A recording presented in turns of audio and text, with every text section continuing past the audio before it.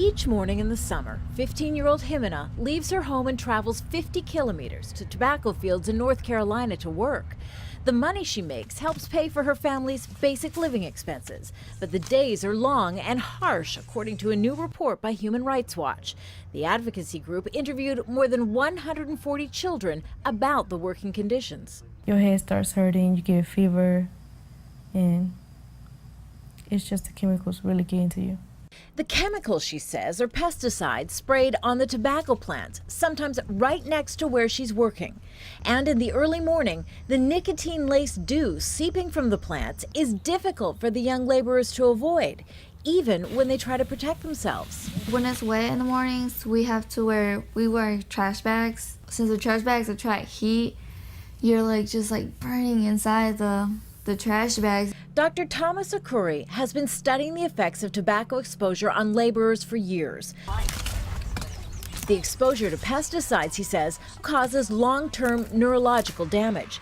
But he says child labor laws in the U.S. farming sector are lax, so there are few protections. Well, it is an irony that youth can crop tobacco but can't purchase tobacco. So you have to be 18 years old to buy tobacco products in this country, but you can be as young as 10 working in cropping tobacco. We reached out to 3 of the major U.S. tobacco companies to find out why more isn't being done to protect child laborers, but all of our requests for interviews were declined.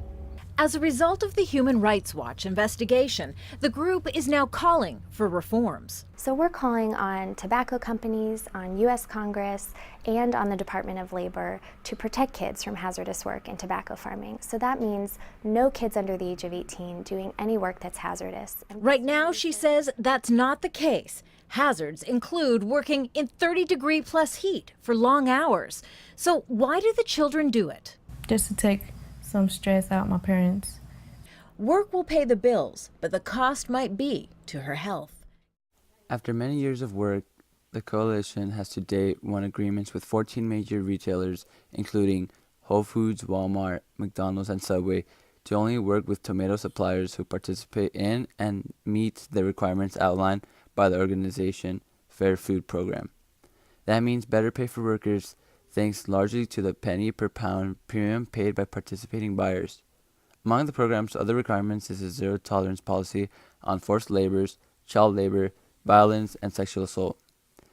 That is required access to the education session led by CIW organizers so that workers can be understood and their rights, as well as third-party complement resolution mechanism and ongoing audits to ensure compliance. Working conditions for agricultural workers vary widely. Much of the work of farm workers and laborers on farms and ranches takes place outdoors in all kinds of weather and is physical in nature. Harvesting fruits and vegetables, for example, may require much bending, stooping, and lifting. Workers may lack adequate sanitation facilities while working in the fields, and their drinking water may be limited. The year-round nature of much livestock production work means that ranch workers must be out in the heat of summer as well as the cold of winter. While some of these workers enjoy the day-to-day variability of the work, working on the land and raising animals, the work hours are generally uneven and often long. Work cannot be delayed when crops must be planted and harvested or when animals must be sheltered and fed. Weekend work is common, and farm workers may work a 6 or 7 day week during planting and harvesting seasons. Because much of the work is seasonal in nature, many workers also obtain other jobs during slow seasons. Migrant farm workers who move from location to location as crops ripen live an unsettled lifestyle which can be stressful. Luis Zavala, a 45-year-old construction worker in Louisiana, and about 24 others in his crew had gathered in the small town of Kenner on the outskirts of New Orleans, where he believed they were about to be given unpaid wages owed by their boss. The move was set to bring an end to a bitter dispute, and their employer had told them to gather at a car park in front of an apartment complex. But instead of meeting them, they were surrounded by armed police and enforcers from Immigrations and Customs Enforcement. Zavala, who was waiting in his car when the violent raid began, found himself dragged outside his vehicle, cuffed and laid on the ground. They came very aggressively. With their guns pointed, they threw me on the floor. They put their foot on my back. It was terrifying, Zavala told The Guardian.